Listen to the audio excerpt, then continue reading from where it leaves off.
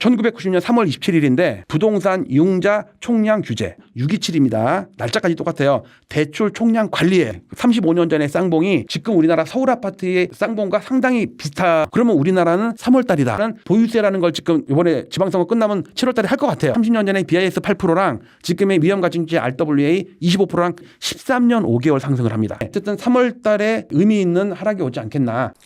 안녕하십니까, 엘리엇입니다. 네, 맥주를 한 잔 딱 간단하게 가족이랑 같이 나가서 치킨이랑 먹고 왔습니다. 네, 근데 제가 지방은 요즘에 좀 안 했잖아요. 근데 이제 지방을 조금 언급하려고 보니까 다들 너무 처참해서 지방 광역시나 팔계도는 조금 주저스럽네요. 너무 심각해요. 특히 오늘은 전남 광주를 좀 볼 건데 2달 연속 하락세가 더 급해지고 그동안 5년 동안 계속 빠졌거든요. 근데 이게 광주만의 문제가 아니에요. 대구, 부산은 더 심하고 하여튼 서울 빼고 다 이래요. 자, 우리가 아침마다 방송에서 봤던 게 요거잖아요. 전국 이번 달 보면은 전부 다 하락인데 이 중에 광주 보세요. 광주 지난달에 제일 많이 빠졌죠. 팔계도에서는 경북이 제일 많이 빠졌고, 근데 광주가 이번 달도 꽤 많이 빠져요. 근데 이게 이번 달 지난달만의 문제가 아니고 전부 다 이렇거든요. 그래서 L 차트를 한번 보면서 한번 심각성을 한번 보도록 하겠습니다. 일단 전국 월봉, 분기봉, 연봉인데 일단 이거를 여기 비교 차트를 가서 볼게요. 비교 차트 본 다음에 여기 다 지우고 깔끔하게 요거만 볼게요. 이렇게 요거를 그다음에 기간을 2019년 1월부터 볼게요. 이렇게 하면은 좀 크게 볼 수가 있잖아요. 자, 전국적입니다. 일단 이게 전국입니다. 전국. 자, 전국인데 5,000개가 넘는 단지를 가지고 지수를 만든 거예요. 시가래가 지수입니다. 이 중에 서울 빼고, 그러니까 X서울, 여기에 서울 때문에 이만큼 올랐지, 나중에 지방들은 여기에 있단 말이에요. 그래서 제가 X서울이라는 지표를 만들었어요. 5,000개 중에 1,500개 정도를 빼면 3,500개가 남겠죠. 3,500개 단지를 만든 거예요. 386만 세대입니다. 서울을 빼니까, 서울 넣으면 여기 정도 돼 있죠. 서울 빼니까 요 정도밖에 안 돼 있어요.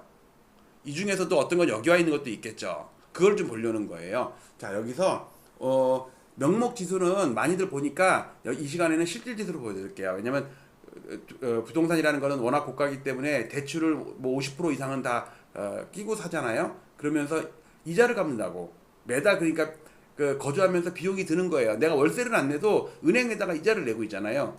그래서 실질 지수를 따집니다. 전 세계에서 모두 다 CPI Adjusted Price Index라고 그래서 물가를 반영해야지. 그러니까 물가가 매달 막 20%씩 오르는 나라의 주택 가격이랑 물가가 1%씩 오르는, 뭐 예를 들어서 일본의 과거랑 비교를 할 수는 없잖아요. 그래서 그 나라의 물가를 보정을 해서 비교를 하게 되거든요. 자, 그래서 저는 그렇다고 물가 감안한 것만 보여드리면 또 이게 편향될 수가 있으니까 명목과 물가 실질 요 두 가지를 같이 보여드릴게요. 차례대로. 자, 일단 여기서 광역시만 오늘로 보겠습니다. 자, 부산을 누를게요. 부산이 이렇습니다. 이거 명목이에요. 명목인데 여기다가 물가를 반영하면 이렇게 됩니다. 5년째 하락. 여기서 보시면 최근 1, 2년은 살짝 반등했죠. 그 다음에 뭐 해수부 옮기는 거랑 해가지고 좀 분위기 있었잖아요. 그런데 예를 들어서 매달 이자를 냈을 거 아니에요. 매달. 그리고 매수할 때의 비용, 보유할 때의 세금 뭐 이런 것들. 그 다음에 보세요. 부산이 명목입니다. 실질 이래요. 그 다음에 대구는 명목도 이렇게 빠졌어요. 고점에 사서 여기까지 빠졌어요. 그러니까 예를 들어 이걸 가격으로 비교하면 어떻게 되냐면요. 가격으로 비교하면 21억 3천만 원에 산 게 15억 6천까지 빠져갖고 한 6억이 빠졌잖아요. 그래갖고 지금 한 5천만 원 오른 거예요. 5천만 원. 명목으로. 실질로는 더 심해요. 실질로 가격을 보면요. 이게 193포인트거든요. 193포인트가 지금 124포인트예요. 즉 19억 3천만 원에 샀으면 지금은 12억 4천만 원이 됐다는 뜻이에요. 5년 지난 지금. 그 다음에 볼게요. 광주 볼게요. 광주는 그러지 않아도 빠졌는데 얘는 반등도 없었죠. 부산 같은 경우는 그래도 최근에 반등을 했잖아요. 해수부 이전하면서. 근데 광주는 계속 빠졌는데 여기다가 물가까지 반영하면요. 19년 저점을 깨버린다고. 이렇게 돼요. 깨도 한참 깼죠. 5년 연속 이렇게 빠졌어요. 심각하죠. 좀 이따가 광주의 구별로 또 따로 볼게요. 자, 이번엔 대전입니다. 그래도 대전은 4년 동안 거의 안 빠지고 있죠. 물론 여기다가 물가를 반영하면서 조금 빠지긴 빠졌어요. 울산입니다. 울산이 지방 중에 제일 강해요. 3년 동안 잘 올랐죠. 근데 이것도 물가를 반영하면 그냥 제자리에서 조금 오른 정도밖에 안 돼요. 자, 세종입니다. 세종은 워낙 폭등했다가 폭락했다가 4년 동안 박스권으로 이렇게 있는데 물가를 반영하면 좀 처져 있어요. 그런데 그래도 바닥은 다지고 있네. 추가로 빠지진 않네. 자, 그래서 이번에는 광주에 아니 광주시에 여기 보시면요. 북구, 광산구, 서구, 남구, 동구 이렇게 5개 구로 이루어져 있어요. 그래서 이번에는 명목 실질 똑같은 순서대로 북구부터 볼게요. 북구 이렇습니다. 북구 최근 2달 동안 많이 빠지죠. 근데 이걸 물가를 반영하면요 더 많이 빠져요. 와, 밑창이 뚫렸어요 지금 지방이 이렇다고. 근데 광주만 이런 게 아니에요. 울산 정도만 빼놓고는 다 이래 지금. 네, 광산구도 5년 동안 주구주구장창 빠지고 있죠. 이 파란 게 1년이란 말이에요. 근데 여기다 물가를 반영하면 이렇게 더 빠졌죠. 그다음에 서구입니다. 서구도 진짜 많이 빠지는데 최근 2달 동안 낙폭이 좀 커지죠. 물가를 반영하면 이래요. 진짜 처참하죠. 그다음에 남구 그래도 반등을 하면서 빠지네. 반등을 하면서 물가를 반영하면 이렇게 빠졌어요. 근데요 이 남구도 19개 단지고요. 15,600세대 합치면. 그다음에 시가총액이 가장 작은 동구입니다. 동구도 12개 단지 117만 세대로 이루어졌어요. 아니 11,700세대 1점이니까 이게 1만 세대가 좀 넘네요. 자, 동구도 5년 동안 주구장창 빠지고 있죠. 자, 물가를 반영하면 더 많이 빠져요. 이래요. 여러분들 광주만 따로 봐도 광주만 먼저 볼게요. 광주 이게 명목이고요. 이게 실질입니다. 여기 이게 실질이에요.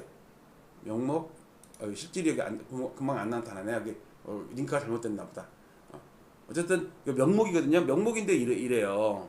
심각하죠. 서울은 전고점을 살짝 넘어 있다고 2021년 고점을. 근데 그것도 노도강 금강구 그쪽은 이 정도까지밖에 안 돼요. 많이 빠졌다가 이 정도까지 반등을 했는데 지금 지방이 많이 심각해요. 근데 이게 전국적으로 이게 전국 지수를 한번 다시 볼까요?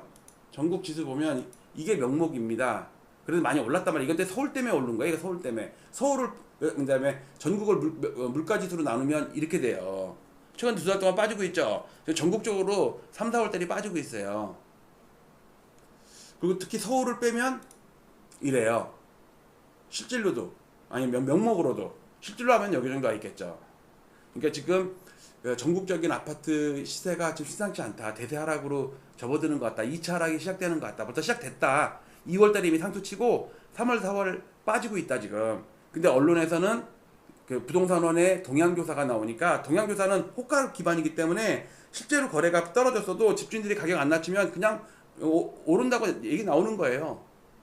이렇게 주변 상황이 심각해진다는 거. 그나마 그동안은 전국 지방이라도 조금이라도 오르는 모습, 더 이상 안 빠지는 모습 보이면서 서울이 올랐는데 이제는 전국적으로 같이 빠지면서 서울도 빠지기 때문에 좀 심각한 사태가 올 것 같다. 걱정이 앞섭니다.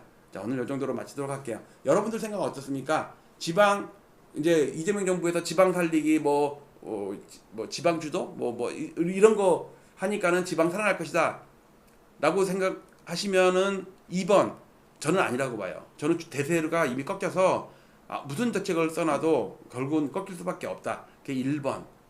그러니까 대세 하락이다. 1번 반등을 곧 할 것이다. 이제 뭐 한 2달 조정 받았는데 이제 워낙 빠진 것도 많고 하니까 반등할 것이다. 2번. 3번은 그냥 오르든 말든 나랑 상관없다. 자, 여러분들 내일 출근 준비 잘 하시고 안녕히 주무시기 바랍니다. 지금 낮에는 되게 날씨가 풀렸는데 새벽에는 아직도 추워요. 옷 울통 벗고 자지 마시고 이불 꼭 덮고 자세요. 안녕히 계십시오. 마치도록 할게요. 감사합니다.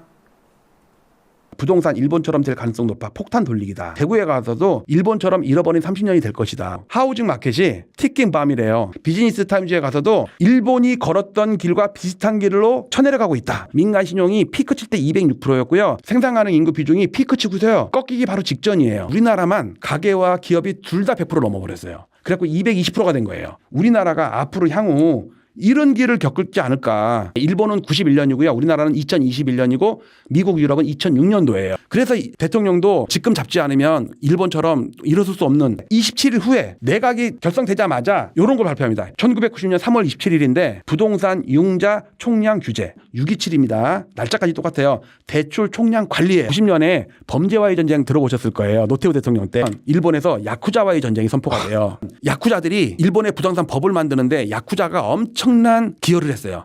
폭락할 때도 기여를 했어요. 폭력단 신법이라는 거를 해요. 근데 그 중에 하나가 부동산 고가 매입. 그러니까 이재명 대통령은 지금 노태우 대통령의 어떤 길을 거의 그대로 따라가고 있다고 생각을 해요. 토지세를 그때 처음으로 만드는데 우리나라에 종토세를 배워갔다고 나와요. 근데 지금 잘 보시면 보유세. 부동산 잡는 데는 보유세만큼 확실한 게 없거든요. 여기 보면 BIS 8% 기준 이겁니다. 위험 가중치 RWA라고 해가지고 그 BIS의 분모가 RWA예요. 부동산값 30% 하락 유도. 그래서 지금 버블을 지금 미리 터트리려는 거거든요. 1주택업계 가격 파괴 돌풍 40% 내려. 이게 지금의 LH라고 생각을 해요. 35년 전의 쌍봉이 지금 우리나라 서울 아파트의 쌍봉과 상당히 비슷하. 그러면 우리가 6.27 대책 이후에 7개월 더 가면 고점이 몇 월 달이냐면 1월 달에 1월 달. 그러면 우리나라는 3월 달이다. 그런데 이재명 대통령이 1월 23일 날 트윗을 시작한 거예요. 3.27 대책 나오고 나서 주는데 10%, 6%, 3%, 0% 대출이 빵이 돼버린 거예요. 이게 회수도 같이 들어간 거거든요. 3.27 대책 때 총량규제 딱 하니까 대출이 15%, 10%, 5%, 4%, 빵.